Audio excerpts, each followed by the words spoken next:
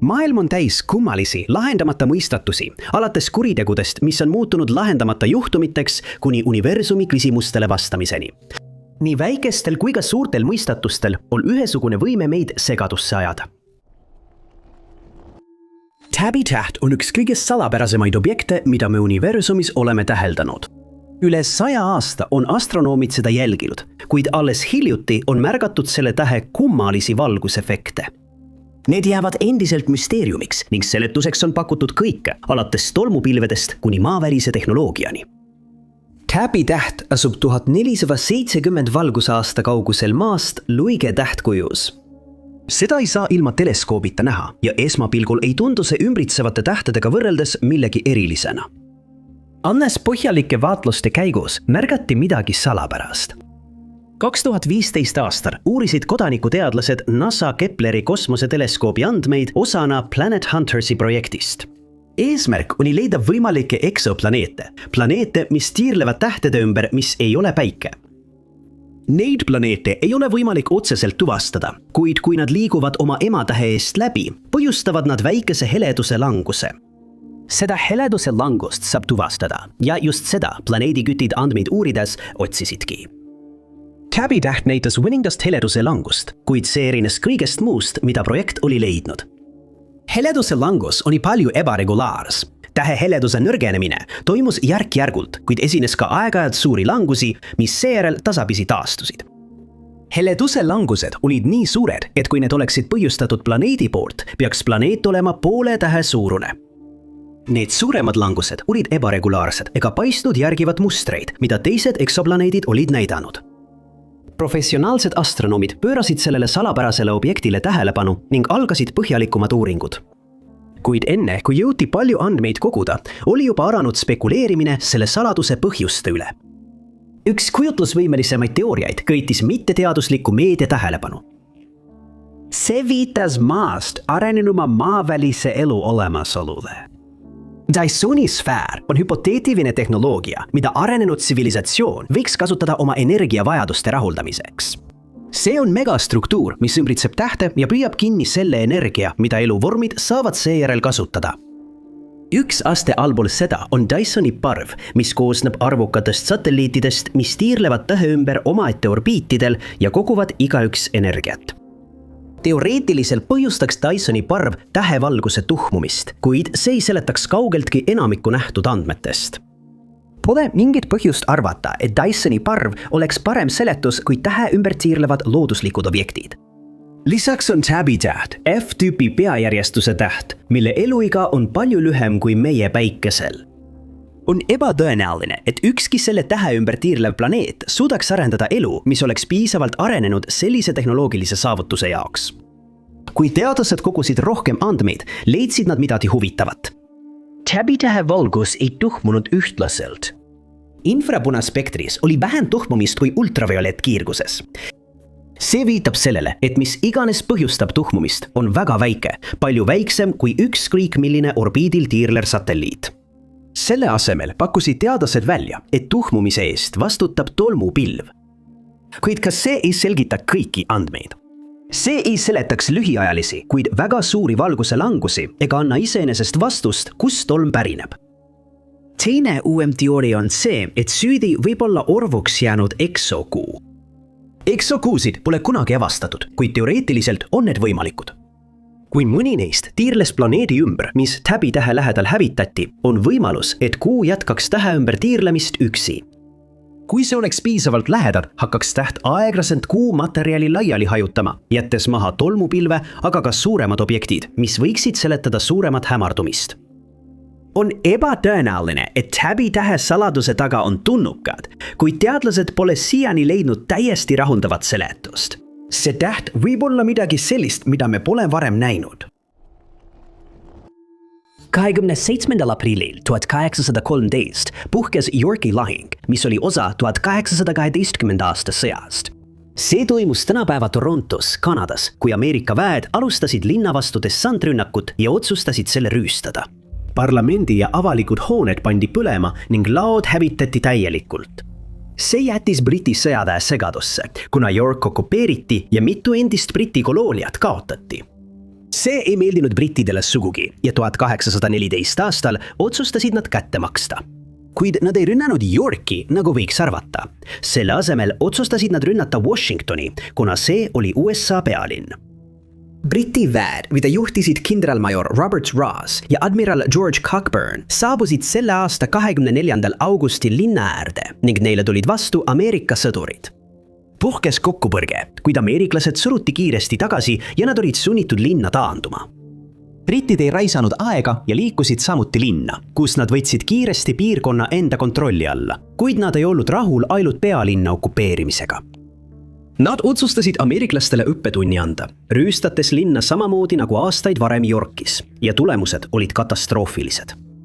Vange Maja, Rahandusministeerium ja teised valitsushooned pandi kõik põlema ning märkimisväärselt ei kaotanud ükski Briti sõdur oma elu. Enne kui Valge Maja maha põletati, märgiti, et Cockburn oli hoonesse saabunud ja võttis endale vabaduse süüa osa toidust, mis oli valmistatud president James Madisonile enne tema põgenemist. Seejärel suundus ta ajalehe National Intelligence Intelligencer toimetusse väga konkreetse eesmärgiga. Ajalehe toimetaja oli avaldanud mõned halvustavad märkused Cockburni kohta ja ta otsustas eemandada trükipressist kõik tähed C, et tema nime ei saaks enam kirjutada ega avaldada. Seejärel naasis ta oma kasarmusse, kus otsustas, et ainult üks sõdur peab valves olema, kuna ta uskus, et ameeriklased olid korralikult ja täielikult lüüa saanud. Rüüstamine jätkus järgmisel päeval, kuid see algas katastroofiliselt.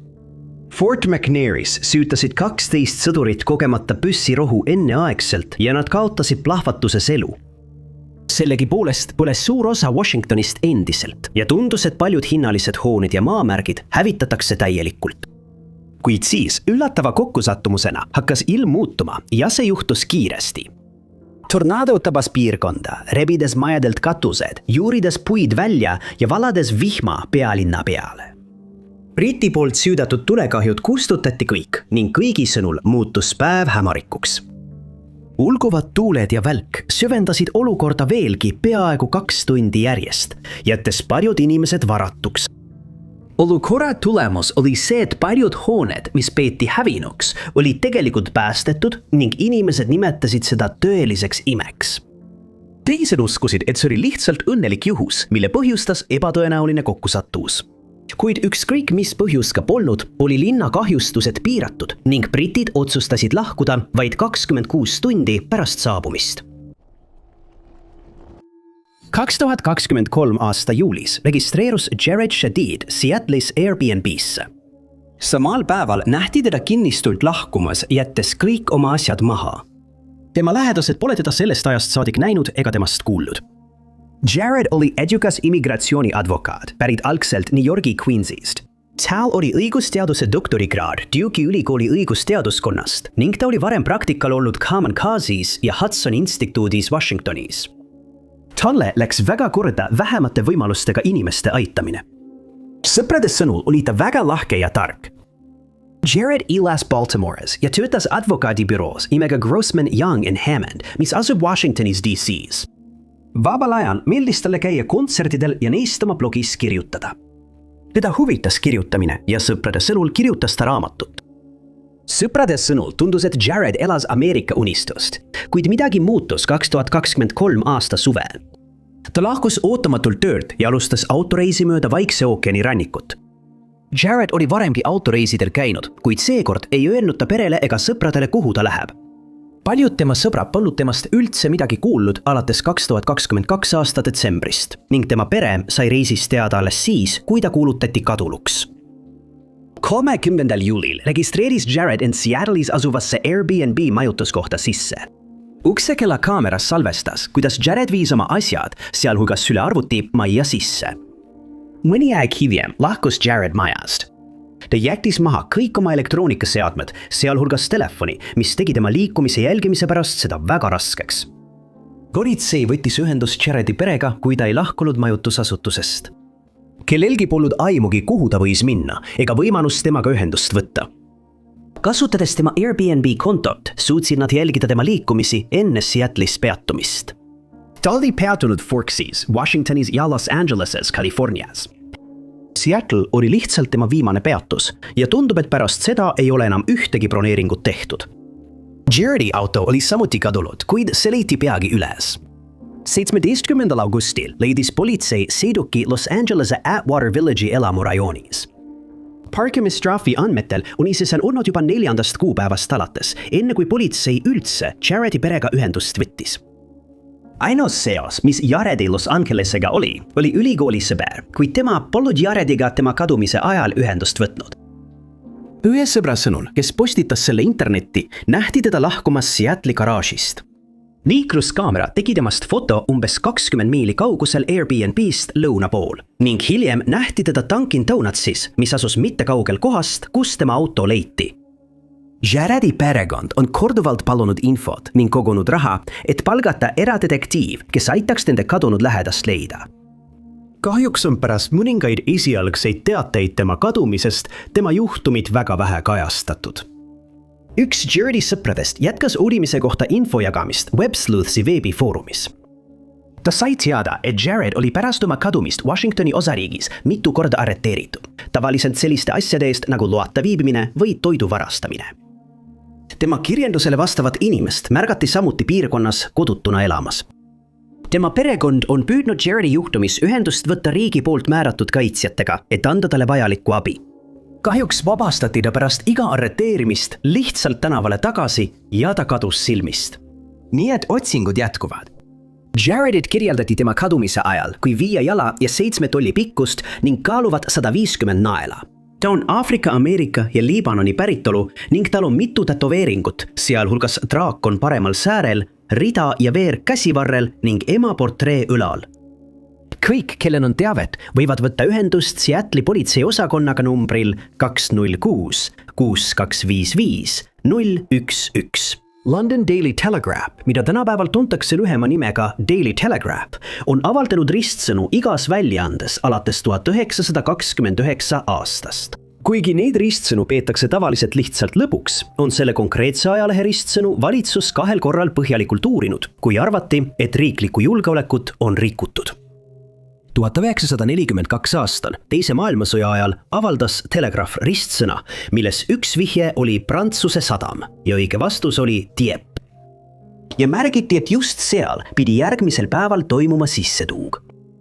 My5 Briti vastuluureagentuur otsustas igaks juhuks uurimise algatada, kui keegi ajalehes oleks võinud olla kompromiteeritud. Kuid lõpuks selgus, et tegemist oli lihtsalt kokkusattumusega ja mingit kahju ei olnud tekkinud. 2 aastat hiljem saabus kogu teise maailmasõja üks tähtsamaid kuupäevi. D-päeva sissetungi planeerimine oli täies hoos ja selle aasta 2. juunil avaldas The Telegraph taas ühe oma ristsõnadest. Briti luureohvitser sattus juhuslikult eksemplari peale ja otsustas mingil hetkel ristsõna lahendamist proovida. Oma üllatuseks avastas ta, et 17. püstria vastus oli Utah ja see tekitas temas kohe muret. Sissetung pidi toimuma vaid 2 kuu pärast ja randa, kuhu Ameerika 4. jalaväediviis pidi maabuma, oli koodnimega Utah. Aga ta arvas, et see pidi olema lihtsalt juhus. Ta kirjutas vastuse ära ja jätkas ristsõnaga, kuid ei suutnud lahti saada tundest, et see vastus oli ajalehte pandud mingi konkreetse põhjusega, näiteks selleks, et edastada infot Saksa sõjaväele. Ta otsustas vaadata ristsõnu, mis olid ilmunud eelnevatel päevadel ja nädalatel ning oli jahmunud, kui leidis vastused Juno, Gold ja Sword. Kõik need olid koodnimed randumiskohtadele, mida USA liitlased pidid ründama.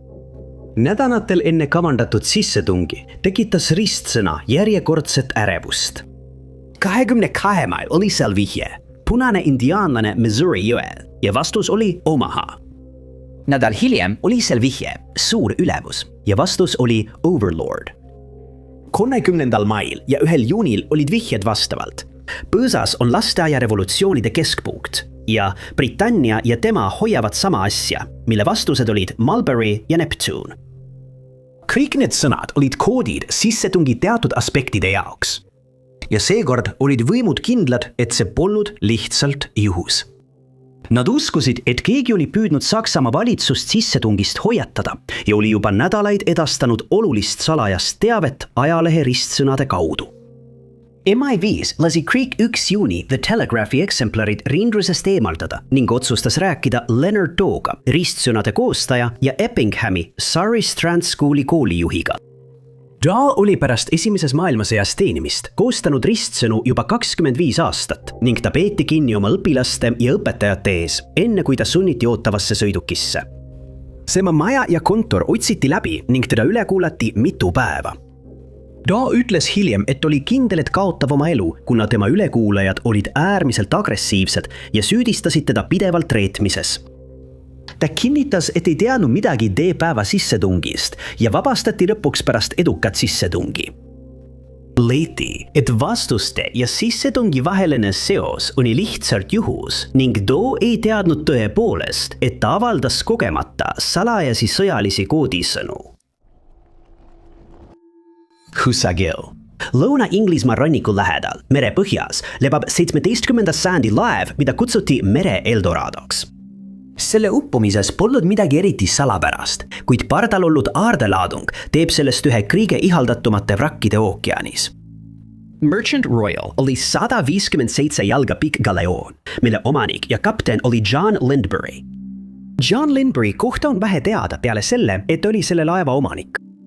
2 aasta jooksul, aastatel 1637 kuni 1640, purjetas laev Inglismaa ja Lääne-India Hispaania kolooniate vahel. See oli haruldane rahuperiood Hispaania ja Inglismaa vahel ning Hispaania kolooniates leidus palju kunda ja hõbedat, millest meremehed nagu Lindbury tahtsid kasu lõigata. Ta veedas kaupu ja laskemoona Hispaania kolooniatesse ning naasis Inglismaale kuldmüntide ja ehetega. 1640 aastal oli Merchant Royal teel tagasi ühelt selliselt kaubareisilt, kui meeskond märkas leket. Nad peatasid Hispaanias Cadizis, et kere põhjalikult parandada, ega naasnud merele enne järgmist suve. Vahetult enne seda, kui laev pidi taas teele asuma, süttis Cadizis teine alus põlema. See oli laev, mis pidi vedama kulda ja hõbedat Flandriasse, kus Hispaania sõdurid võitlesid 2 rindesõda Hollandi mässuliste ja Prantsuse sissetungijate vastu, mis kattus 80-aastase sõja ja Hispaania-Prantsuse sõjaga. Are pidi minema nende sõdurite palkadeks. Lindbury kasutas olukorda ära ja pakkus, et transpordib aarde Merchant Royali pardal. Laev asus teele koos oma sõsarlaeva Dover Merchantiga 1641 aasta augusti viimasel nädalal. Kahjuks ilmus kerelekk uuesti välja. See poleks pidanud olema liiga suur probleem, sest laeval olid selleks otstarbeks pumbad pardal. Kuid kui Merchant Royal hakkas Inglismaa ranniku all purjetama, tabas teda tugev torm. Pumbad lakkasid töötamast ja laev hakkas üha rohkem vett sisse võtma. Mõnede allikate järgi oli Lindbury alguses kõhkleb oma laeva ja sellel olnud varanduse mahajätmise suhtes. Väidetavalt ütles ta, et oli kõvasti vaeva näinud sellise varanduse kogumiseks, ega kavatse seda niisama minema visata. Kuid olukorra halvenedes sai selgeks, et varanduse päästmine ei tule kõne allagi. Ta tunnistas ühe Merchant Royali kahuritest, mis pälvis Dover Merchanti tähelepanu. Sõsarlaev tuli hätta sattunud meremehi päästma, samal ajal kui Merchant Royal ja selle varandus vajusid ookeani põhja. Sellest ajast peale on aardeotsijad püüdnud uppunud laeva vrakki leida. Hinnangud pardal olnud varanduse väärtuse kohta erinevad suuresti. See võib olla nii väike kui 250 miljonit või nii suur kui 20 miljardit. Osa segadusest tuleneb kuningas Charles I kirjutatud memost. Märkuses öeldakse, et Merchant Royali kaotus oli suurim, mida kunagi ühe laevaga on kannatatud, kuna see vedas vähemalt 400 000 naela väärtuses kaupa. Briti raamatukogust leitud brošüüris kirjeldatakse kaotust kui 300 000 naela väärtuses valmis väärismetalle, 100 000 naela kulda ja sama palju väärtust vääriskivides. Sõnastus ei tee selgeks, kas naelad on kasutusel kaalu või valuutaühikuna, mis on oluline erinevus. Ükskõik kui suur täpne väärtus väärismetallidel ja kullal ka poleks, see kõidab endiselt aardeotsijaid. 2007 aastal spekuleeriti, et Ameerika sukeldujad Black Swani projektist olid vrakki leidnud, kuid see ei vastanud tõele. 2019 aastal leidsid Cornwalli kalurid ankru, mis esialgu tundus olevat sama tüüpi, mida kasutas Merchant Royal, kuid kunagi ei kinnitatud, et see pärineb sellelt laevalt. Praegu on laev endiselt avastamata. Wade McCluskey Jr. sündis 1902 aastal Buffalos, New Yorgis. 25 aasta pärast lõpetas ta Ameerika Ühendriikide mereväe akadeemia ning vaid 3 lühikese aastaga tõusis ta navigaatoriks. Teenistuse ajal sõjaväes läbis ta mitu teenistuslähetust, kuid teenis ka mitmes maismaabaasis. 1941 aasta aprillis, teise maailmasõja ajal, sai temast hävituseskadrill 6 komandör ja lõpuks Enterprise'i lennugrupi komandör. Selleks ajaks tagas rünnak Pearl Harborile USA sõjaväe kaasamise sõtta. Ja 1942 aasta juunis anti McCluskyle ja 32 sukeldumispommitajale väga konkreetne ja ohtlik ülesanne. Niile anti käsk lennata üle Vaikse ookeani, otsides Kido Butai laevastiku lennukikandjaid, mis kuulusid Jaapani keiserlikule mereväele ja hävitada need võimalused. Niile anti konkreetsed koordinaadid, kust laevastikku võis leida ja grupp asus oma ülesannet täitma. Kuid peagi sai nad aru, et olid ära eksinud, sest laevastik oli kas edasi liikunud või oli neile antud vale teave. McCluskey märkas, et üks Jaapani hävitaja sõitis kirde suunas ja ta arvas, et see plaanid kohtuda lennukikandjatega, nii et ta otsustas sellele järgneda. See polnud otsus, mida ta tegi kergekäeliselt, sest ta eiras käske ja lennukite rühm kütus hakkas otsa saama tänu ringile, mille nad olid sunnitud tegema. Ta otsustas ka mitte kellegagi raadiosidet võtta, kuna ta uskus, et tema side võidakse pealt kuulata. Ja hiljem sai ta teada, et kui ta oleks raadiosaatjaga täiendavaid juhiseid küsinud, poleks ta eriti abi saanud, sest keegi tema lennukikandjal polnud teada saanud Jaapani laevastiku asukoha muutumisest. McCluskey ja tema mehed lendasid edelasse, lootuses leida otsitavat laevastikku ning lendasid üle algsete koordinaatide, mis neile olid antud. Hiljem väitis ta, et tundis Kido Butai kohalolu, kuna uskus, et eelmine rünnak selle vastu aeglustas selle edenemist ja sundis seda kurssi muutma. Ta oletas õigesti, et laevastik oli pööranud kirdesse, et alustada vasturünnakut USA pealveelaevade vastu ning suundus sinna poole. Siis saabus selle loo kõige ebatõenäolisem hetk. McCluskey ja tema kaaspiloodid märkasid Kido Butaid ning valmistusid tulevahetuseks.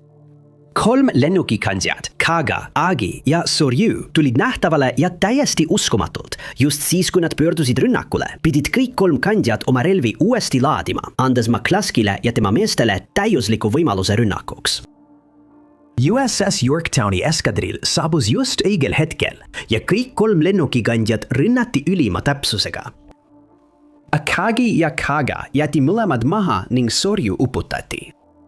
Kogu rünnak kestis vaid mõne minuti ja Jaapani meretagim kaotas tänu ebatõenäolistele kokkusattumustele 3 oma hinnatuimat lennukikandjat. McCluskey väitis, et tema ja tema meeste tehtu polnud midagi erilist, kuna nad tuginesid vaid oma väljaõppele ja intuitsioonile, et missioon täita. Kuid pole kahtlust, et juhusel oli selles juhtumis oma roll. Üks viimaste aastate kummalisemaid mõistatusi leidis aset ühes väikeses kalurikülas Venezuela Kariibi mere rannikul. Mõne külaelaniku jaoks tundus see jumaliku sekkumisena. Teised kahtlustasid vandenõu. Tõde on siiani seletamatu. Uudiste teatel algas salapärase Guaca Kulla lugu kaluri Yelman Lerezega. Lerez elas Guaca külas, väikeses kalurikülas Venezuela põhjarannikul. Avastamise ajal 2020. aasta detsembris oli küla raskustes. Venezuela majanduslik olukord oli neid rängalt tabanud ning paljud kogukonna inimesed võitlesid selle nimel, et endale ja oma peredele toitu hankida. Kula oli traditsiooniliselt varustanud suure osa Lõuna-Aafrikast sardiinidega ning seal asusid ka valitsuse tuunikala konserveerimise rajatised. Need rajatised olid suletud ning kasvavad kütusehinnad tegid kalale mineku keeruiseks. See muutis Kula avastamise veelgi uskumatumaks. Lerez jalutas varahommikul mööda randa, kui märkas liivas midagi säravat. Ta peatus ja kaevas välja kuldse medaljoni, millel oli Neitsi Maarja pilt. Lerez viis medaljoni koju ja jagas oma avastust perega. Varsti sai kogu küla teada sellest salapärasest kuldsest esemest. Nad suundusid randa, et vaadata, kas nad leiavad ise midagi. Nad said kiiresti teada, et Lerezi medaljon polnud ainus asi, mida leida võis. Järgnevatel päevadel kammisid külaelanikud liiva läbi, otsides veel mõnda ehteeset. New York Timesi andmetel veetsid mõned inimesed öörannal magades, et kaitsta seda väikest liivalapikest, mille nad otsingute käigus endale olid nõudnud. Peaaegu igaüks külast lahkus vähemalt ühe kuldesemega.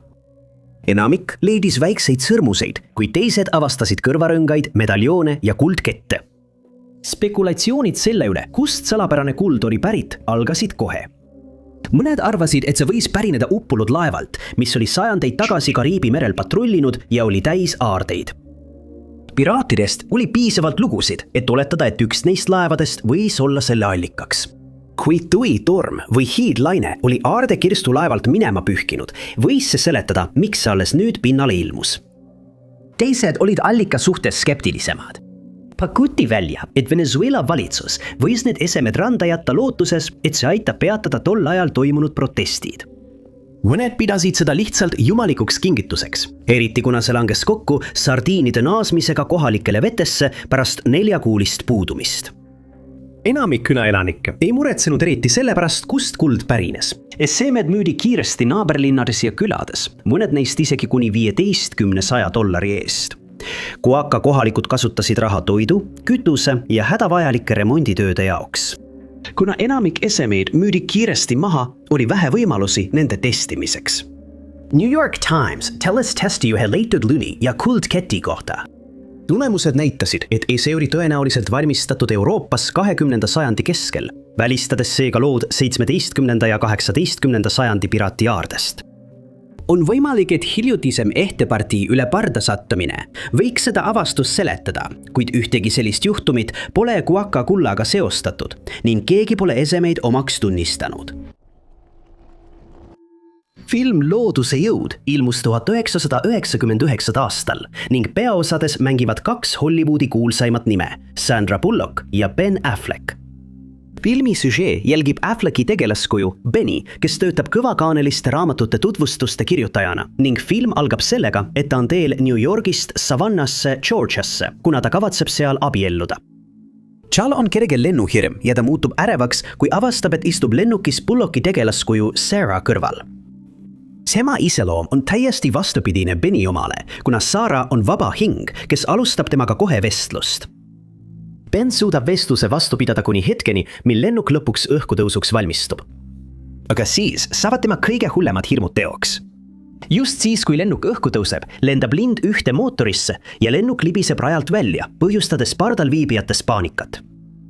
Kõik pääsevad lennukist ohutult välja, kuid nii Ben kui ka Sarah on liiga hirmul, et teisele lennule minna ning otsustavad jagada taksot mehega nimega Vic, kes samuti pääses napilt õnnetusest.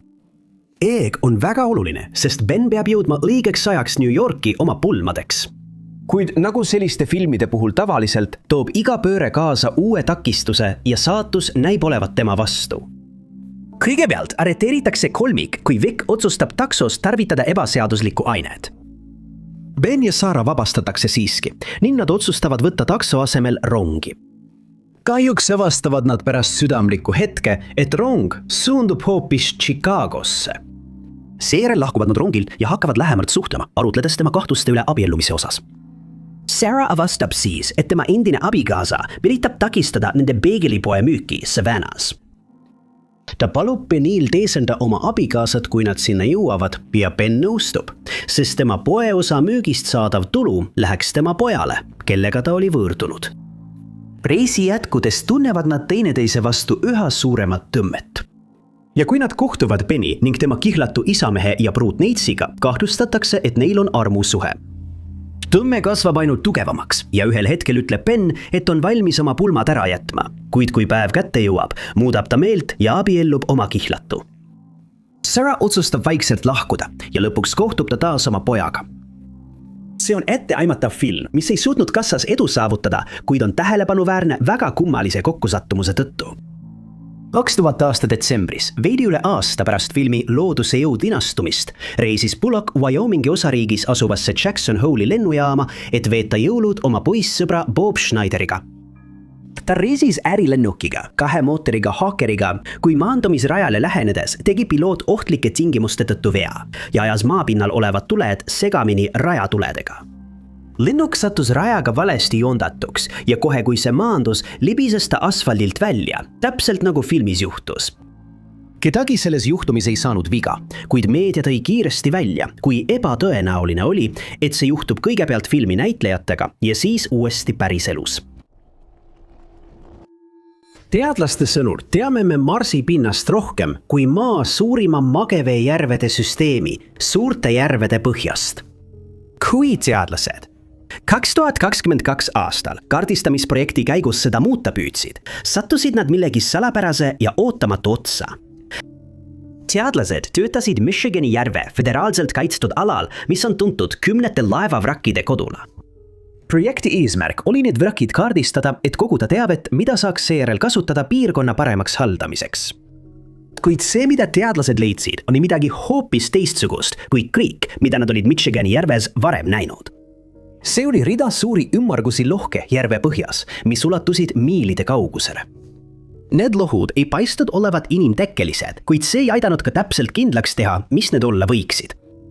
Edasine uurimine on andnud teadlastele rohkem teavet nende lohkude kohta, kuid nad ei ole siiani kindlad, mis täpselt nende tekkepõhjuseks oli. Umbes 40 lohku leiti selles piirkonnas, kuigi teadlased usuvad, et tõenäoliselt on neid veelgi, mida pole isegi kaardistatud. Nende läbimõõt unatus 300 kuni 600 jalani ja need paiklesid reas, mis algas umbes 14 miili Wisconsinis asuvast Sheboyganist kagus ning kulges lõuna poole Port Washingtoni suunas. Arvatakse, et need augud ei ole midagi uut, kuid huvitav on märkida, et selles piirkonnas töötanud laevavrakkide otsijad teatasid aukude nägemisest umbes samal ajal kui teadlased. On olemas mõned teooriad selle kohta, mis need lohud võivad olla. Kõige levinum neist on karstiaugud. Karstiaugud leiti naabruses asuvas Huroni järves 2001 aastal ja need näevad välja sarnased Michigani järvest leitud moodustistele. Need tekivad samal viisil nagu karstiaugud kuival maal. Põhjavesi uristab järk-järgult Nubjakivist aluspõhja, kui see liigub läbi piirkonna. See moodustab maa-aluseid koopaid ja õõnsusi, mis aja jooksul muutuvad üha suuremaks. Lõpuks muutub kivim nende koobaste ja järvepõhja vahel nii õhukeseks, et ei suuda enam üleval olevat raskust kanda ning koopalae variseb kokku. Huroni järves avastasid teadlased, et sool ja väävel imbuvad järve põhjavee kaudu. Sellest ei piisa, et mõjutada kogu järve oluliselt, kuid see lisab äärmuslikkust just nendes karstiaukudes endis. Siiani pole teadlased leidnud tõendeid, et põhjavesi imbuks nende karstiaukude kaudu Michigani järve, kuid see võib olla veel avastamata. On veel mõned teooriad selle kohta, mis need lohud võivad olla.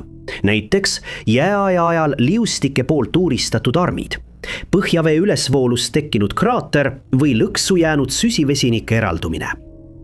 Kui teadlased püüavad lahendada nende lohkude geoloogilist mõistatust, on samal ajal ka küsimus, milline elu võib seal peidus olla.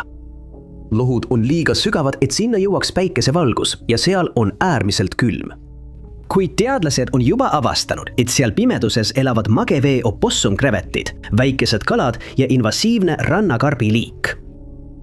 Huroni järve neeludes on 2 erinevat tüüpi baktereid loonud omavahel ainulaadse sümbiootilise suhte. Michigani järves selle kohta tõendeid pole, kuid teadlased ootavad siit siiski huvitava mikroobse elu leidmist. Edasised uuringud siinset elu kohta võivad anda aimu sellest, milline oli varajane elu maa-ookeanides miljardite aastate eest. Nagu varem mainitud, on nii välgutabamuse kui ka lotovõidu tõenäosus äärmiselt väike. Aga kujutage ette, et mõlemad need sündmused juhtuvad kellegagi tema elu jooksul. Kõnealune mees on Peter McCarthy. Ta on pärit Kanada Nova Scotiast, kus ta on poeomanik. Aga tema õnne ja ebaõnne lugu algas juba ammu enne täiskasvanuks saamist, kui ta veetis aega paadil. Ta rääkis uudiste väljaannetele, et kui ta oli 14 aastat vana, otsustasid tema ja ta pere minna paadireisile ning nad ei osanud oodata, et sellest saab nii ebatõenäoline ja hirmutav kogemus.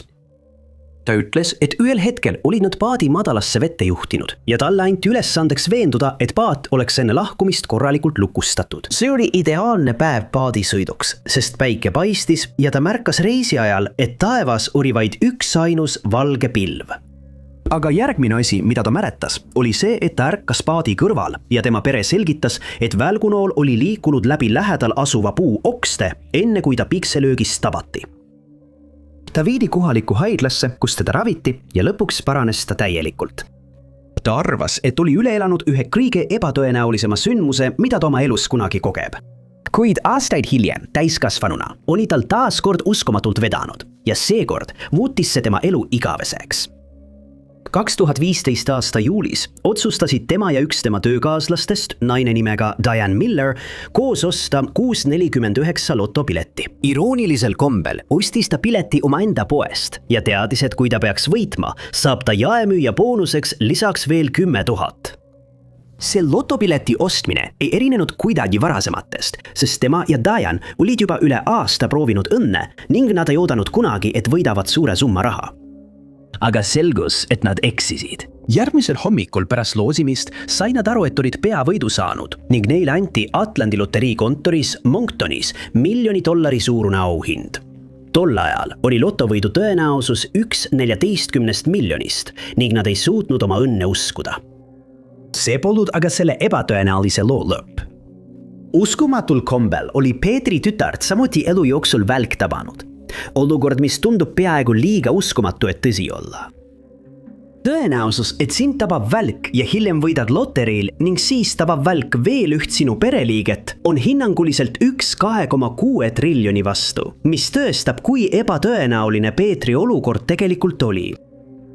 Diana ütles, et kasutab oma osa võidurahast reisi jaoks Cancuni Mehhikosse ja Peeter märkis, et tema ja ta naine on olnud abielus üle 30 aasta, nii et arvas, et oleks hea mõte viia naine teisele mesinädalale. Peter võitis ka lisaks $10 000 kui poeomanik ning plaanib ülejäänud raha targalt kasutada, kui reis naisega on läbi. Ta on võtnud seda võitu kui kinnitust, et elus on kõik võimalik, ükskõik kui ebatõenäoline see ka ei tunduks. Olmekite tsivilisatsioon võib olla üks tähtsamaid iidseid tsivilisatsioone, mis kunagi eksisteerinud on. Mõned iidsed ajaloolased usuvad, et see võis olla emakultuuriks hilisematele tsivilisatsioonidele, kes rajasid oma kodud Mesoameerikas. Kuid tänapäeval teatakse olmekitest endist väga vähe. Osa selle saladuse põhjusest on ilmselt kirjasüsteemi puudumine. Esimene kinnitatud kirjasüsteem Mesoameerikast oli zapoteekide kiri, mis pärineb ajavahemikust 500 kuni 600 ekte Kristuns. See oli olmekide mõju tipu lõpupoole, kui zapoteegid muutusid mõjukamaks ja olmekid hakkasid taanduma. Kuna olmekid ei jätnud endast maha ühtegi kirjalikku jälge, on raske mõista nende kultuuri, kombeid ja ajalugu peale selle mõju, mis neil oli tulevastele tsivilisatsioonidele. Kui 1990. aastatel viidud välja kaevamised piirkonnas, mis kunagi oli olmekide tuumikala, viitasid sellele, et nad võisid siiski mingisuguse kirja maha jätta. Esimene neist, millest teaduskirjanduses kirjutati, avastati 1997 või 1998 aastal. San Andrese väljakaevamistel leiti ainulaadne ese. See oli silindrikujuline pitser, mida kirjeldati umbes rusika suurusena. Pitseri sisse olid hoolikalt sümbolid graveeritud ning arheoloogid arvasid, et seda kasutati kanga peale trükkimiseks. Kui seda tindiga kaeti ja siis paberile rulliti, ilmus nähtavale linnu kujutis, kelle suust tuli välja lehter. Later meenutab peaaegu tänapäevaseid kõnemulle, kuna see viib sümbolite jadani. Arheoloogid usuvad, et sümbolid võivad tõlkuda kui 3 mis on kuupäev pühal, 260 päevaga kalendril ja võib olla ka valitseja nimi. Silinder pärineb umbes aastast 650 Ehren Kristun, mõned aastakümned enne esimest zapoteekide kirja. See avastus polnud kaugeltki täielik kirjasüsteem, kuid see viitas sümbolitele, mis võisid olmekide ajal tähendusi edasi anda.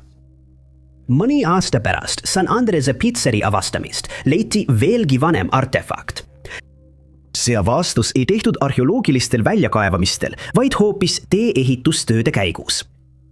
Curlised leidsid serpentiinkivist ploki. Üks külg oli kulunud siledaks ja oli veidi mögus. Sellel siledal küljel olid pinnale sümbolid sisse raiutud.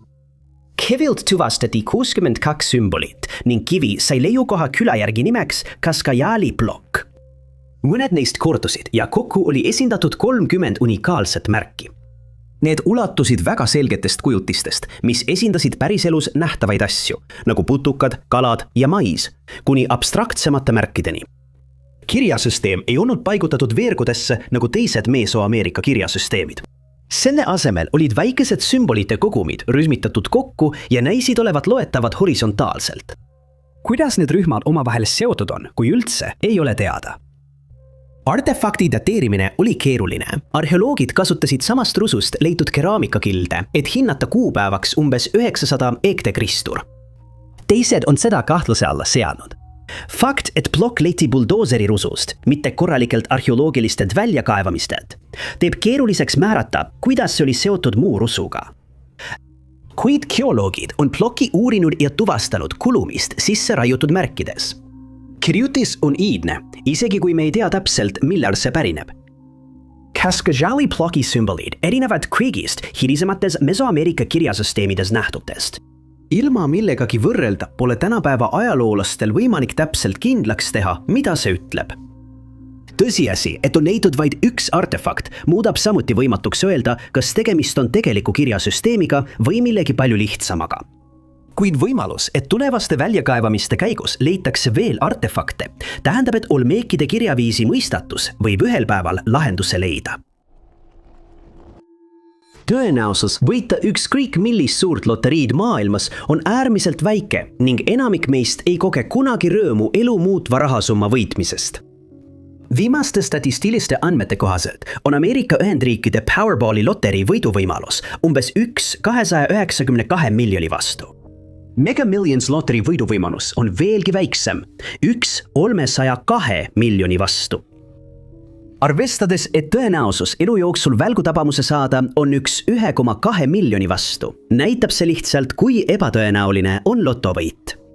Aga üks paar trotsis kõiki neid tõenäosusi 25. aasta detsembris. See kummaline juhtum sai alguse 2018. aastal, kui abikaasad Richard Davies ja Faye Stevenson Davies otsustasid mängida Euro Millions Millionaire Maker lotot. Ja nagu enamik meist, kui me lotot mängime, ei oodanud ka nemad, et nad üldse mingi peavõidu saavad. Aga saatus oli nende poolel ja neile teatati, et nad olid võitnud hämmastavad $1,3 miljonit. Nende elu oli muutunud paremaks, kuid nad lootsid, et suudavad seda ebatõenäolist võitu korrata ja jätkasid lotopiletite ostmist. Faye, vaimse tervise spetsialist, ütles hiljem meediale, et tema ja Richard teadsid, et 2 korda võitmise tõenäosus oli lõpmata väike. Ja nad teadsid, et kui nad vähemalt ei osale loteriis, pole neil kunagi võimalust saada kordusvõitjateks. Kui nende esimene võit tuli automaatselt, siis teine oli veidi keerulisem. Nad tabasid 2 loositud numbrit, mis tagas neile õiguse järgmise loosimise juhuvalikule. Richard, endine jooksur, kes nüüd töötas kullerina, ütles, et nad ootasid järgmist loosimist hinge kinni hoides. Nad tabasid jälle 2 numbrit ja pääsesid taas õnneloosimisse. Ja see juhtus kokku 4 korda, enne kui mõeldamatu aset leidis. 4. loosimises kattusid kõik nende numbrid ja nad lahkusid veel $1,3 miljoni. Selle juhtumise tõenäosus on palju väiksem kui tavalises loteriis ning selgus, et nad ületasid tõenäosuse 24 triljonit ühe vastu. Kui neil küsiti nende uskumatult topeltvõidu kohta, ütles Richard, et nad omistasid oma õnne positiivsele mõtlemisele. Ta lisas, et nad uskusid alati, et mõlemal korral on võimalik võita ning nende visadus tasus end lõpuks ära. See ei ole siiski esimene kord, kui keegi on loteriil 2 korda võitnud. Mees nimega Paul Cochran võitis kunagi Powerballi loterii 2 korda 1 öö jooksul ning üks Colorado mängija võitis sama loterii 2 korda 3 kuu jooksul. Mõlemal juhul lahkusid mängijad kokku $2 miljoni. 6. detsembril 1973 varastasid 2 maskeeritud meest umbes $7300 rongist, mis sõitis läbi Põhja-Queenslandi vihmametsa Austraalias. Vargus oli Cairnsi ajalehtede esikaanel ning uurimine algas kohe, kuid meestest ei leitud kunagi ühtegi jälge. Rohkem kui 50 aastat hiljem on kuritegu endiselt lahendamata. 1800. klassi mootorvagun lahkus Cairnsi jaamast umbes kell 9:40 hommikul. See oli teel Kurandasse, väikesesse vihmametsa külla, mis hakkas end turismi sihtkohana reklaamima. Rongis oli 15–20 reisijad. Keegi neist ei teadnud rahast, mida samuti transporditi. Iga 2 nädala tagant toimetas Kuranda raudtee palgakotid, mis anti käsitsi üle hooldustöölistele mööda raudteed. Raha sisaldav paldakast oli aeldatud piduri hoova külge ning valvuri boks asus rongi tagaosas. Reisi esimene osa kulges probleemideta, kuid kui rong jõudis 6. tunnelini, märkas valvur midagi kahtlast. Rübastele oli asetatud suur rahn. Rong peatus ja valvur läks maha, et proovida rahnu eemaldada. Kohe tulid 2 meest põõsastest, mis ümbritsesid raudteed. Need kinnitasid ahelad rongi esimeste ja tagumiste rataste külge, muutes sõiduki liikumise võimatuks. Nestel olid relvad ja nad ähvardasid reisijaid ning meeskonda pärast pardale tulekut. Alguses arvasid reisijad, et rööv on etendus või nali, kuid nad said kiiresti aru olukorra tõsidusest, kui kuul lasti pagasiruumi. Pardan olnud meeskond üritas röövlitele anda vale palgakasti, kuid kurjategijad avasid selle koha peal ja said aru, et see on võlts. Seejärel anti neile päris palgakast ja nad põgenesid. Kuriteo käigus keegi viga ei saanud, kuid paljud reisijad olid arusaadavalt šokeeritud. Ahelaid polnud eemaldatud ja rong oli endiselt liinil kinni. Telefon puudus ja kellegagi ühendust võtta polnud mingit võimalust. Jude pidi jooksma 2 kilomeetrit lähimasse linna, Stony Creeki, et häirekella lüüa. Selleks ajaks oli möödunud juba üle 1,5 tunni. Rongisatja sõnul, kes jäi rongi juurde, kulus politsei saabumiseni ja uurimise alustamiseni vaid 2 tundi. Oli selge, et vargus oli hoolikalt planeeritud. Mehed olid tulnud ettevalmistatult, kaasas tugevad ketid ja krossirattad, mille nad olid röövi ajaks põõsastesse peitnud. Nii oli ka täpne teave selle kohta, milline rong raha transportib. Rong number 940 polnud sel päeval ainus, mis seda marsruuti sõitis, kuid ainult see rong peatati. Politsei kahtlustas, et tegu oli siseringi tööga. Üks peamisi kahtlusaluseid oli rongi saatja. Enne vargust oli Clive Abdi palunud puhkust, et minna reisile ja politsei kahtlustas, et ta kavatses seda teha varastatud raha abil. Abdi kavatses minna ainult lähedal asuvasse Townsville'i ja polnud kunagi märke, et ta oleks raha saanud. Ta eitas igasugust seotust vargusega ja tema seotust kuriteoga ei olnud võimalik tõendada. Juhtum jäi kiiresti soiku ja on sellest ajast saadik nii jäänud. Tõenäoliselt lahendatakse see mõistatus ainult siis, kui keegi tuleb lagedale ja tunnistab üles. Aga mida rohkem aega möödub, seda tõenäolisem on, et süüdlased on juba lahkunud ja mõistatus ei pruugi kunagi lahendust leida. Mingil hetkel oma elus külastas näitleja Charles Coughlin ennustajat, sest ta soovis teada, kas tal õnnestub täita oma unistus saada kuulsaks näitlejaks. Talle öeldi, et see tõepoolest juhtub, kuid ta kaotab oma elu oma karjääri tipul ja tema hing jääb rahutuks, kuni see viiakse tagasi tema sünnipaika. Coughlin sündis 1841 aastal Prince Alberti saarel. Ta kuulus Eali perekonda, kes oli saarele kolinud ja neil oli raskusi ots otsaga kokku tulemisega. Kogukonna liikmed maksid tema hariduse eest, kui sai selgeks, et ta on väga intelligentne ja tema isa lootis alati, et temast saab advokaat. Võib vaid ette kujutada tema isa pahameelt, kui Coughlin talle ütles, et ta ei kavatse juristiks hakata, vaid plaanib saada näitlejaks. Ta jäeti isa testamendist välja ja talle öeldi, et ta peab ise oma elus hakkama saama. Coughlin reisis Inglismaale ja asus elama Londonisse, kus ta hakkas oma unistust ellu viima. 1860 aastal kaasati ta ühe näidendi koosseisu ja peagi sai temast tuntud näitleja Prince of Walesi teatris. Tema karjäär oli alanud palju tõotavalt, kuid ta soovis enamat. Ta reisis Ameerika Ühendriikidesse, kus kogus järjest enam tuntust. Ja samal ajal saadeti uudiseid tema edust tagasi tema perele Prince Alberti saarele. Kui ta oli 50ndates eluaastates, oli ta oma karjääri kindlustanud ja otsustas teha midagi veidi teistsugust. Ta lõi rändteatri truppi ja andis etendusi üle kogu riigi. Need etendused olid väga edukad, kuid pidev ringreis väsitas teda ning ta hakkas oma tervisega raskusi tundma. Tal diagnoositi gastriit, kuid ta keeldus selle tõttu esinemist lõpetamast, mis oli halb otsus. 1899 aastal laval olles kukkus ta ootamatult kokku ega jäänud ellu. Ta mäeti Galvestonis, Texases, kuna tema säilmete koju saatmine oli liiga kallis, mis ennustaja sõnul tähendas, et tema hing ei saa rahu. Aga midagi polnud teha ja tundus, et Coughlin ei jõua kunagi koju. Aasta pärast tema matmist tabas piirkonda orkaan, mis põhjustas üleujutuse, sealhulgas kalmistul, kuhu ta oli maetud. Tema kirst koos paljude teistega uhtus lõpuks Mehhiko lahte ja sealt edasi Atlandi ookeani. Sealt rivis see mööda idarannikut edasi, läbi osa golfi hoovusest. Peaaegu uskumatul kombel ei sattunud keegi selle makaabri vaatepildi peale rohkem kui 8 aastat. Kuid lõpuks leidsid kirstu kalurite grupp täiesti uskumatul kombel Prince Alberti saare rannikult. Nad tundsid kirstul oleva nime ära ja see viidi tagasi saarele, kus Goglan maeti kiriku lähedale, kus ta imikuna ristiti. Ta oli kõigile ootustele vaatamata jõudnud koju. Ja need, kes uskusid ennustaja ettekuulutusse, tundsid, et tema hing võib lõpuks rahu leida. Washingtoni osariigis Mount Rainieri ja Mount St. Helensi vahelisel peerialal asub kumavene maastik, mis näeb välja nagu teisest maailmast. Lõputud väikesed künkad katavad seda ala, jättes mulje justkui oleks tegemist rohuga kaetud vistrike või mullikilega. Sajandeid on need teadlasi segadusse ajanud ning küngaste tõeline päritolu on siiani mõistatus.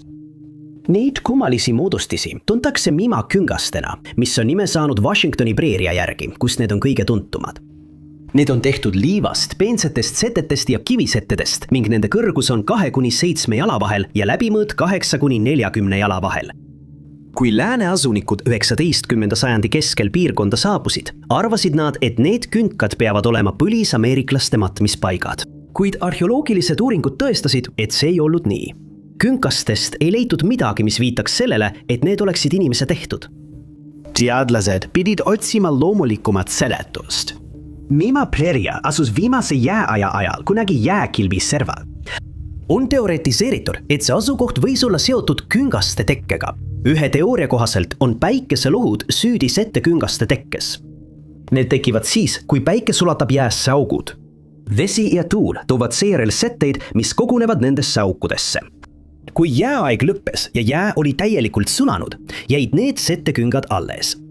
Kuid setete radiosüsiniku meetodil dateerimine viitas sellele, et need hakkasid moodustuma pärast jääaja lõppu.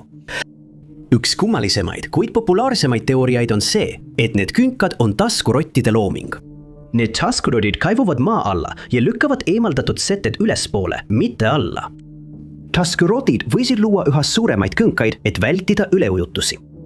Paljud lükkasid selle teooria alguses tagasi, arvestades küngaste suurust, kuid arvutimudelid näitasid, et sadade aastate ja paljude põlvkondade jooksul suudaksid taskurotid luua Mimas nähtud suurusega künkaid. Selle teooria peamine probleem on see, et maailma preerias pole võimalik leida ühtegi taskurotti. Algen artikkel, mis selle teooria välja pakkus, viitas võimalusele, et haigus võis taskurottide populatsiooni hävitada enne inimeste saabumist, jättes maha vaid nende loodud moodustised.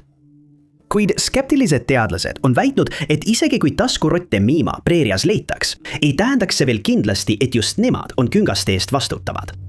Uuem teooria viitab sellele, et küngaste tekkes võib süüdi olla taimestik. On olemas 2 taimestikul põhinevat teooriat. Ühe kohaselt püüdis taimestik kinni tuulega toodud setteid, mis aja jooksul järk-järgult kuhjusid. Teise teooria järgi hoidsid puud setteid ära uhtumast üleujutusvete poolt ning Mima künkad ongi kõik, mis ilmastiku mõjul alles jäi. Mima küngaste tekke põhjuseid võib olla mitu. Künkaid leidub ka teistes maailma paikades, alates Vaikse ookeani loodeosast kuni Lõuna-Aafrikani. Kas künkad on kõik tekkinud sama jõu mõjul või on need vaid pealtnäha sarnased, on veel üks küsimus, mis vajab täiendavat uurimist. Titanicu uppumine 15. aprillil 1912 on ajaloolasi sellest ajast saadik paelunud. Ellujäänud jutustasid õudustest, mida nad tol ööl läbi elasid ja aastate jooksul on eksperdid vaadelnud seda katastroofi igast küljest, et selgitada, kas seda oleks saanud ära hoida. Nüüd teame, et mitmed tegurid aitasid kaasa Titanicu hukule ja et palju rohkem elusid oleks saanud päästa. Kuid üks autor, neist nimega Morgan Robertson, näis ennustavat selle reisilaeva hukku juba aastaid enne katastroofi. Tuleb märkida, et paljud inimesed usuvad endiselt, et selle kapten kuulutas Titanicu uppumatuks, kuid tegelikult ei väitnud ta seda kunagi. Selle asemel olid just meedia ja reklaammaterjalid, mis kajastasid laeva esmareisi, need, mis väitsid, et seda ei saa uputada. Selle öö sündmused on enamikule meist hästi teada ning me mõistame, et tragöödiale aitasid kaasa mitmed apsakad ja tähelepanematused. Kuigi jäämägi, millele laev otsa sõitis, mängis katastroofis kindlasti suurimat rolli, oleks kokkupõrke vältimiseks saanud astuda mitmeid samme, kuid saatusel olid teised plaanid. Morgan Robertsoni kirjutatud raamatus The Wreck of the Titan or Futility kirjeldatud sündmused on hämmastavalt sarnased nendega, mis juhtusid Titanicul, mistõttu paljud inimesed usuvad, et tal oli mingisugune ettenägemisvõime. Kuid palju tõenäolisem on, et tema raamatu ja tegelike sündmuste vaheline seos on lihtsalt juhus.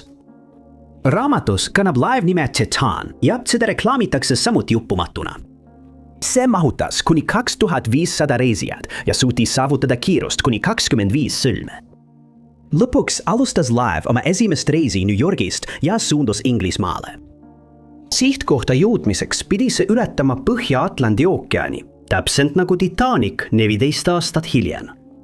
Ja mõlemal juhul hakkasid laevad selles ookeani osas sõitma ohtlikud suurte kiirustega, püüdes jäämägesid vältida. Kuigi need kokkusattumused on juba kummalised, oli neid veelgi tulemas. Nii Titan kui ka Titanic põrkasid paremal pardal kokku jäämägedega ja kadusid vaid mõne tunni pärast külmunud ookeani alla. Mõlemad laevad olid selliseks sündmuseks halvasti ette valmistatud, kuna kummalgi polnud piisavalt päästepaate pardal olevat reisijate arvu jaoks. Mõlemal juhul ei õnnestunud päästa üle poole reisijatest ning enamik sattus jäisesse vette. Pärast Titanicu hukkumist tekitasid katastroofi ja Robertsoni raamatu sarnasused palju elevust. Ta väitis, et tema lugu oli puhas väljamõeldis ja sarnasused olid lihtsalt juhuslikud, kuid raamatu kirjutamise ajal oli ta ka palju uurinud laevaehituse kohta.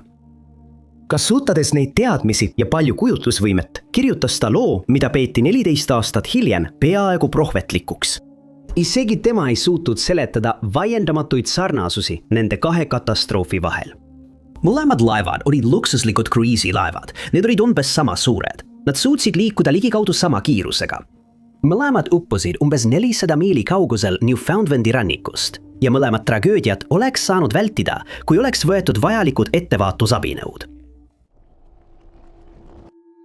Sarvilise mäopaneel on kaljukunsti teos, mille lõid Lõuna-Aafrika sanid umbes 200 aastat tagasi. Südalaste ja erinevate äratuntavate loomade kujutiste vahel on kummaline olend, mis ei sarnane ühegi piirkonnas elava loomaga. See loom on eksperte segadusse ajanud, kuid uued uuringud viitavad, et tegemist võib olla ammu välja surnud looma kujutisega. Lõuna-Aafrika Vabariigi provintsi Karoo piirkond oli kunagi Khoi kultuuri San rahva koduks. San rahvas eksisteerib tänapäevalgi, kuid Khoi kultuur on välja surnud. Sellel rahval puudus kirjakeel ja suurem osa nende teadmistest maailma kohta on võimalik kindlaks teha vaid arheoloogia abil. 19. 30. aastatel avastasid arheoloogid Koosbergi mägedes selle kultuuri elemente. Leidnud esemete hulgas oli kaljukunst, mis kujutas isiZulu sõdalasi võitlemas Sotho-Swana rahvaga. Steeni kõrval on näha loomade kogu, sealhulgas üks tuvastamata olend. See olend, tuntud kui kihvaline loom, on kaarduskehaga. Näha on esi- ja tagajalad, samuti saba ja väike pea. Peast ulatuvad välja 2 allapoole kaarduvat kihva. Kõige sarnasem tänapäeva loom on morss, kuid San rahvas ei oleks selliste loomadega kokku puutunud. Sarvilise mäopaneel ei pälvinud tol ajal eriti tähelepanu.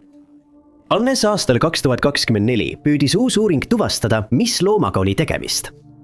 Ekspertide sõnul pidid kunstiteos kujutama vihmalooma. Khoi kultuuris läksid sanid vihmarituaalide osana transi. Nendes transiseisundites rändasid inimesed vaimude maailma, kus nad püüdsid vihmaloomi ja tõid need elavate maailma tagasi. Arvati, et kihvadega loom oli üks neist olenditest, kuid tõenäoliselt ei olnud see midagi, mis oleks täielikult kunstniku kujutlusvõimest välja mõeldud. Teadlased väitsid, et Sani rahvas ei kujutanud oma kunstiteostes välja mõeldud olendeid. Mõned olendid olid segu teistest loomadest, näiteks madudest, koertest või kihvadega inimestest. Kuid ei olnud ühtegi ilmset looma, kelle järgi see salapärane kihvadega olend oleks loodud. Vähemalt ei olnud ühtegi elavat olendit. Disonodont oli ammu välja surnud loom, kes elas samal ajal dinosaurustega. See oli tänapäeva imetajate eellane, kuid meenutas rohkem tolle aja maad valitsenud roomajaid. Nad elasid ka piirkonnas, mis on nüüd Lõuna-Aafrika. Karoo piirkonnast on leitud palju kivistisi, sealhulgas Dysonodontide kivistisi. Tegelikult võib selle välja surnud olendi kivistisi leida mitte kaugel sarvilise maopaneelist. Teadlaste sõnul meenutas see sanapärane olend seda, kuidas keegi oleks võinud ette kujutada Dysonodonti välimust, tuginedes ainult tema kivistunud jäänustele. Olendi täpid võivad isegi viidata tänapäevani säilinud mumifitseerunud nahal leiduvatele muhkudele. Kui see on Dysonodont, siis on see tema varaseim teadaolev kujutis. Dysonodoon kirjeldati teaduslikult esmakordselt 1845 aastal. Kaitsetel kujutatud äratuntavad märgid kaljukunstis aitavad selle kunstiteose dateerida ajavahemikku 1821–1835, mis tähendab, et see on kindlasti avastusest varasem. Vaatamata veenvatele argumentidele ei ole võimalik kindlalt öelda, et kujutatud on just seda välja surnud looma. Sanide kunstis ei ole teisi kihvadega olendi kujutisi, kuid need teosed võivad siiski veel avastamist oodata. Prantsusmaa kuningas Louis XVI võttis selle tiitli endale vaid 19-aastaselt pärast oma isa surma. Tema ja Marie Antoinette abiellusid, kuid oli vaid 15-aastane ning võib kindlalt öelda, et teatud tegurite tõttu nende abielus muutus ta väga ebakindlaks ja tema enesekindlus sai tugeva hoobi. Liigume kiiresti edasi 1789 aasta juulisse ja Bastille vallutamiseni, mis sütitas Prantsuse revolutsiooni alguse. 3 kuud hiljem tungis vihane rahvahulk ka Versailles lossi ning kuninglikul perekonnal polnud muud valikut kui põgeneda, sest oli selge, et nad tõenäoliselt ei jää ellu, kui nad ei põgene Tuileries paleesse. Nad jõudsid sinna turvaliselt, kuid peagi tüdinesid nad palees varjul olemisest, öeldes, et nad hakkasid end tundma pigem vangide kui kuningliku perekonna liikmetena. Nad otsustasid, et peavad kuidagi Pariisist lahkuma. Kuigi peaaegu kõik Pariisis oli Louis vastu pöördunud, uskus ta, et maapiirkondades elavad inimesed võtavad ta kuningana omaks ning ta otsustas, et nad peavad kolima Montmédisse. Ta oli kindel, et neid kaitsevad kuningameelsete ohvitseride juhitud sõdurid ning Axel Fersen, Rootsi ohvitser, kes oli truu Marie Antoinettile, hakkas välja töötama nende põgenemisplaani, mida tuntakse Varensi põgenemisena. Umbes südaööl 20. juunil 1791 alustasid nad oma teekonda. Louisle öeldi, et ta kannaks mantlit ja mütsi, mida tavaliselt kandis Chevalier de Courny, kes oli baari külastanud paar korda nädalas enne seda. Nende lapsed olid kõik riietatud tüdrukute riietesse ning kuvernandile, kes pidi perega kaasa minema, öeldi, et ta käituks nagu Vene aristokraat. Marie Antoinette pidi aga teesklema kuvernanti ning talle öeldi, et ta riietuks täiesti musta, samal ajal kui Louis teeskles grupi lakeid. Plaani kohaselt pidid kuningas ja kuninganna sõitma eraldi tõldades, samal ajal kui ülejäänud seltskond liikus võimalikult kiiresti kergetes vankrites. Aga Marie Antoinette keeldus ja nõudis, et kogu seltskond reisiks koos. Kui nad olid linnavärava juures valvuritest mööda saanud, liitus Fersen nendega raskes tõllas, mida vedas koguni 6 hobust. Selleks ajaks olid nad juba ajakavast maas ega jõudnud õigeks ajaks sõjaväeliste saatjatega kohtuda, kes pidid nende turvalisuse tagama, ning Louis käskis Fersenil grupist lahkuda.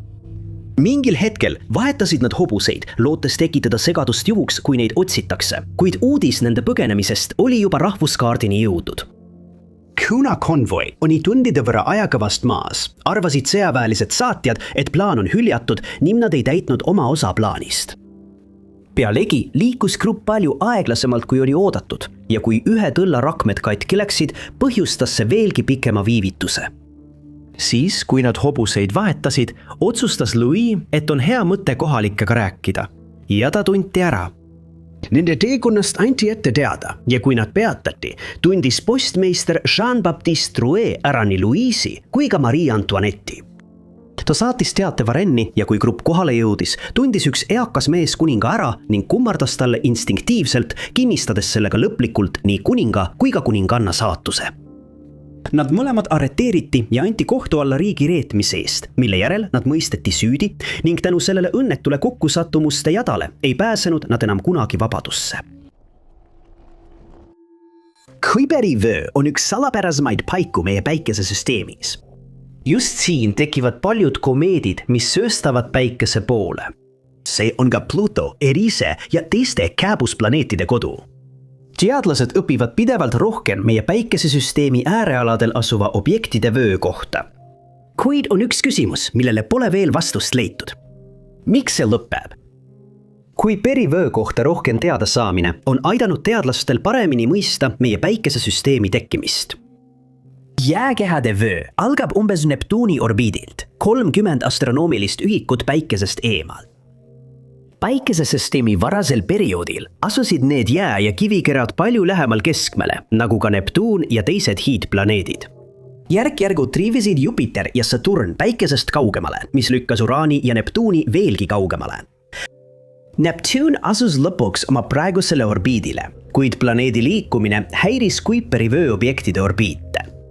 Mõned neist saadeti päikesesüsteemi sisemusse, kus neist said komeedid või nad põrkasid kokku planeetidega. Teised paisati veel kaugemale, moodustades planeetide ümber laia rõnga. Kuiperi vöö on umbes 20 astronoomilist ühikut lai, kuid kaugemal kui 50 astronoomilise ühiku kaugusel päikesest on avastatud vaid mõned objektid. See järsk langus on üllatav. Teadlaste sõnul ei ole see, mida me ootaksime, ega midagi sellist, mida me oleksime näinud teistes planeedisüsteemides. Tavaliselt ulatuks rusuväli palju kaugemale, kuid selle vöö puhul see nii ei ole. On mõned võimalikud selgitused sellele, mis võis põhjustada niinimetatud Kuiperi kalju. Võimalik, et see kalju on lihtsalt vaatlusandmete puudumise tulemus. Teadlased on saatnud satelliite Kuiperi vöösse ja uut teavet selle piirkonna kohta saadetakse pidevalt maale tagasi. Aga see on siiski äärmiselt kaugel ja hõlmab tohutut osa kosmosest. On võimalik, et me pole lihtsalt veel midagi leidnud ja edasised uuringud toovad kadunud objektid päevavalgele. Aga tõenäolisem tundub, et tegemist on tõelise langusega, mida tuleb seletada. Argisemad seletused hõlmavad ideed, et nii kaugel lihtsalt polnud piisavalt materjali. Arvatakse, et Kuiperi vöö on moodustunud materjalist, mis jäi üle planeetide tekkest. On võimalik, et ülejäänud materjali kogus oli lihtsalt piiratud, mis seletab hõrenemist. See oleks vastuolus meie mudelitega, mis ütlevad, milline päikesesüsteem peaks välja nägema. Aga võib-olla on meie päikesesüsteem võrreldes teistega ebatavaline. Huvitavamad teooriad ütlevad, et süüdi võib olla mõni teine taevakeha. Teadlased on juba ammu teoretiseerinud 9. planeedi olemasolu üle, mis asub Kuiperi vöö servast kaugemal. Paljudel suurematel objektidel Kuiperi vöös on väga ekstsentrilised orbiidid või orbiidid, mis on võrreldes ülejäänud päikesesüsteemiga kaldu. Üks seletus sellele on veel üks planeedimassi objekt, mis tiirleb kusagil päikesesüsteemi pimedates välispiirkondades. Selle objekti suurus sõltub täpselt sellest, kus tema orbiit asub. See võiks olla sama väike kui Marss, kuid on võimalus, et see on suurem kui Maa. Sellise suurusega objekt ei seletaks siiski täielikult järsku langust. On võimalik, et avastamist ootab mitu planeedimassi objekt. Ja üks neist võib olla rohkem võrreldav teadaolevate jäähiiglastega kui Maaga. Nagu Neptuun, mis põhjustab Kuiperi vöö sisemise serva, võib see salapärane planeet X olla vastutav välimise piiri eest. Rünnak Pearl Harborile, mis toimus 7. detsembril 1941, tuli suure üllatusena, hoolimata sellest, et USA luure oletas, et rünnak võib mingil hetkel aset leida. Probleem seisnes selles, et USA ametnikud olid otsustanud, et rünnak viiakse läbi Kagu-Aasias. Ja kuigi enamikule meist õpetati, et rünnak toimus ilma igasuguse hoiatuseta, siis tegelikkuses saadeti rünnaku kohta välja mitu hoiatust, kuid need ei jõudnud kunagi sihtkohta tänu ebatõenäolistele kokkusattumustele. Enne rünnaku läbiviimist oli Jaapan sõlminud liidu Saksamaaga. Ameerika Ühendriigid olid seni püüdnud teises maailmasõjas neutraalseks jääda ning neil olid isegi diplomaatilised suhted Jaapaniga. Kuid USA neutraalsus sattus ohtu, kui suursaadik Max Bishop, kes oli esmalt ametis Osakas ja seejärel Tokyos, sai teada peatsest rünnakust USA pinnal, eriti Pearl Harborile. Max Bishop ei teadnud, et plaan oli alles algusjärgus ja rünnak viiakse ellu alles 11 kuud hiljem. Kuid ta sai kohe aru, et peab kogutud teabega midagi ette võtma. Hiljem avaldas ta, et sai selle teabe Peru ministrilt, kes mõistetavatel põhjustel otsustas oma allikaid mitte avalikustada. Ta lisas, et Jaapan ründab ainult siis, kui otsustab minna sõtta USA-ga ning Bishop pidi enne tegutsemist veenduma, et see teave on õige. Ta oli võtnud ühendust mitme ajakirjanikuga, kes kajastasid konflikti Jaapanis ja nad suutsid kinnitada, et selline plaan oli tõepoolest töös. Ta edastas selle teabe suursaadik Joseph Grew'le, kes saatis seejärel telegrammi Ühendriikidesse lootuses, et rünnak suudetakse lurjata. Bishopile öeldi siis, et ta läheks tagasi Washingtoni ja teel sinna peatus ta Hawaii'l, kus ta võttis ühendust sõduritega, kes oli Pearl Harboris paiknenud. Ta sai teada, et luurelennud toimusid päevasel ajal, kuna piloodid ei näinud öösel ning ta hakkas taotlema, et neid lende tehtaks rohkem. Rohkem kui 12 kuud jäi tema palve tähelepanuta ja kahjuks viidi rünnak läbi täpselt nii, nagu ta oli ennustanud, katastroofiliste tagajärgedega. USA astus ametlikult sõtta, mis kestis veel 4 aastat. Kuid mitmed teised tegurid oleksid võinud rünnakut ära hoida või vähemalt selle mõju vähendada. Näiteks siis, kui suur lennukite grupp märgati sadama poole lähenemas. Teade selle kohta saadeti Fort Shafterisse, kuid teate vastu võtud leitnant Kermit Tyler otsustas selle tähelepanuta jätta, arvates, et tegemist on USA B-17 pommitajatega, kes naasevad lennult.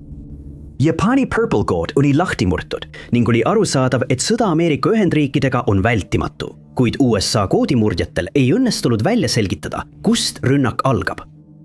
Lisaks märgati Jaapani allveelaeva umbes 4 miili kaugusel sadamarannikust ning see uputati, kuid selle kohalolekut ei peetud tõsiseks ohuks ja rohkem midagi ette ei võetud.